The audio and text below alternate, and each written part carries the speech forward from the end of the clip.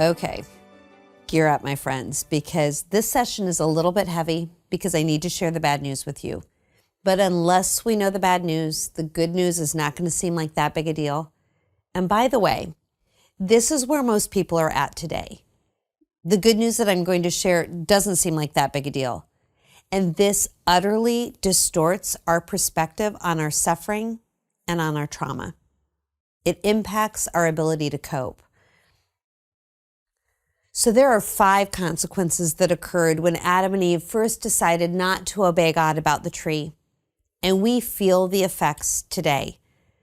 These consequences have been passed down to us whether we like it or not. The first effect of the fall is a complete loss of sanctifying grace. Sanctifying grace is the life of God in the soul. When Adam and Eve were created, they were given sanctifying grace as a gift. It was sanctifying grace that ordered them towards God. It's what enabled them to live with God. This is what was destroyed in the fall. So now instead of being ordered towards God, we are ordered towards some created good, either ourselves or another person or a desire or a goal, something other than God. But the purpose for which we were created, as we saw earlier, is reunion with our Creator in heaven, to share in His divine life.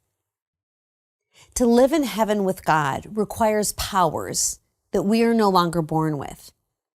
Adam and Eve were born with those powers. We are not. And Frank Sheet explains it in this way. He says, imagine that you wanted to live on another planet. You would need new breathing powers, right? Which by nature our lungs don't have. To live the new life of heaven, we need new knowing and loving powers, which by nature our souls now don't have. For heaven, our natural life is not sufficient. We need supernatural life. And when we come to die, there is only one question that matters. Do we have sanctifying grace in our souls? If we do, then to heaven we'll go. But if we don't, then we can't go to heaven. Not because we lack the price of admission, but because quite simply our soul lacks the powers that living in heaven calls for. It is not a question of getting past the gate, but of living once we are there. We must recover the supernatural life, and we cannot do it on our own. The second effect of the fall is our messed up desires. So another consequence of the fall is that something like civil war has started up in our hearts. Our hearts were created with harmonious desires within them, where we wanted what was good for us. But now we feel a pull within in 2 different directions, and this means that we daily live out the reality that the Apostle Paul described when he said, "Why do I do what I don't want to do? I do what I know I shouldn't be doing." So we're like God in that we have knowing and loving powers, and our knowing power resides in our intellect, and our loving power resides in the will. In the fall, the power of our will was weakened. And this means that even when we know what we should do, it's really hard to do the right thing. We love the wrong things, or we love the right things in the wrong order. And in the fall, the power of the intellect was darkened. And this means that we don't easily see what is right. The darkness of the intellect is specifically ignorance and error. So instead of starting out with a good understanding of what is right and true, we start out in ignorance. Ignorance is not just not knowing something. It's not knowing something you ought to know. So sanctifying grace was utterly destroyed in the fall. The powers of the will and the intellect were damaged. So this means that our intellect, our ability to know, and the will, our ability to choose, still operate to some degree.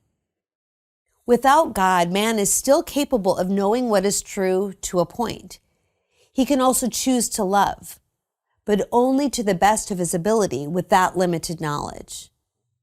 But sanctifying grace, what we need in order to live in heaven, that was utterly destroyed.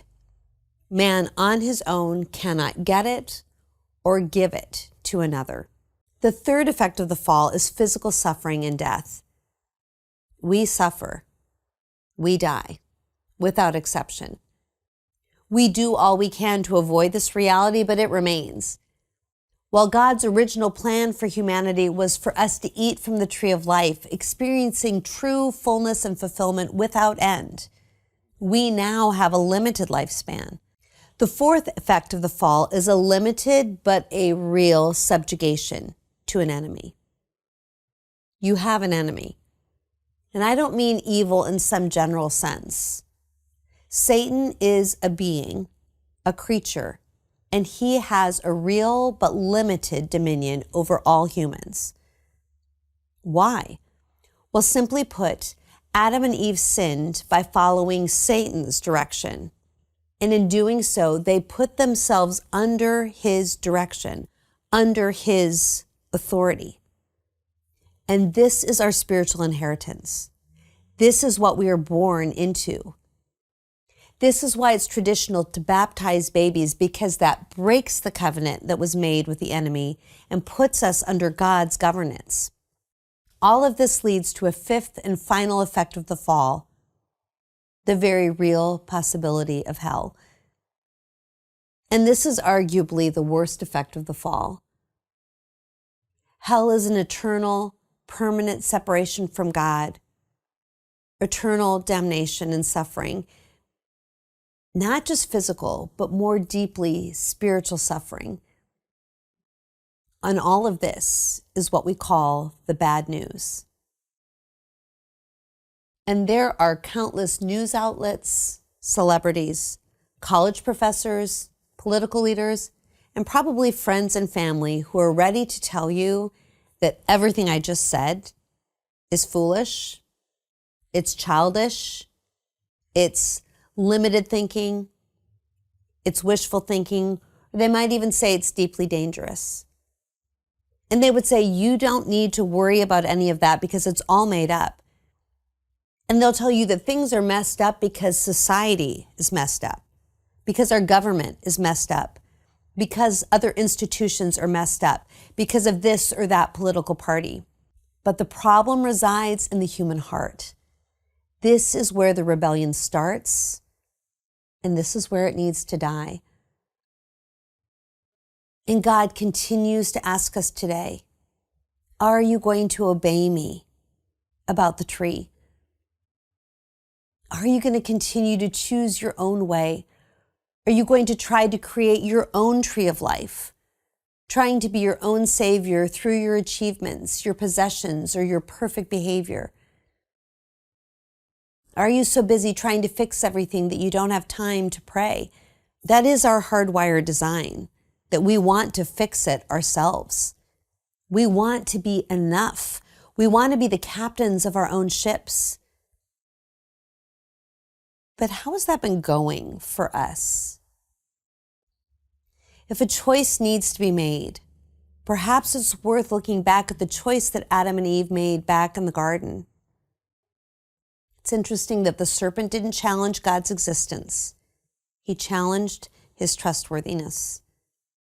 He presented Adam and Eve with a choice.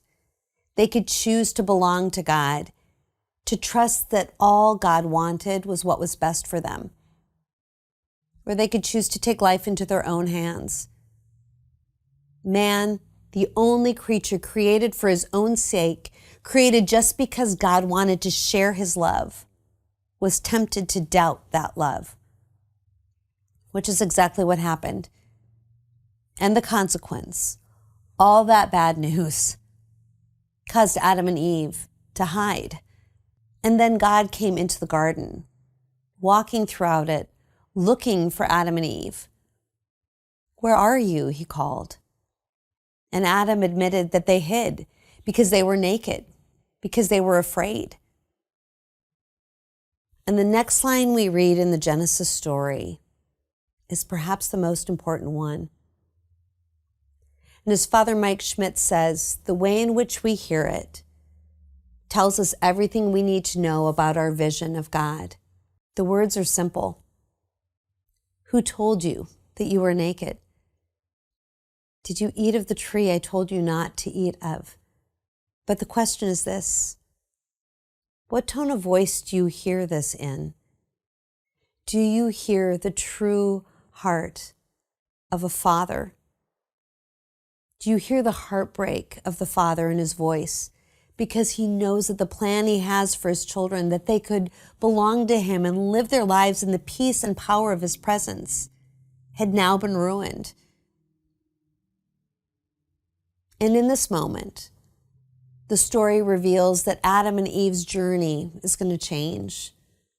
They're going to have to follow a different path. They're going to have to leave the beautiful garden and head out into an unknown wilderness. When that path is described to Adam and Eve, it sounds as if everything is cursed. But it's important to realize that Adam and Eve aren't cursed. Only the serpent is. Adam and Eve's consequences are actually remedies. How is this possible? How can it be that Eve's consequences, pain in childbirth, frustration in relationships, and Adam's, going to work at a job that is hard and frustrating day after day, could possibly be a help to what they're going to face? How could suffering ever bring something good? Let's hold on to that question. We won't find the answer until we are further in our story. But when we get there, we'll see that love and sacrifice are always connected.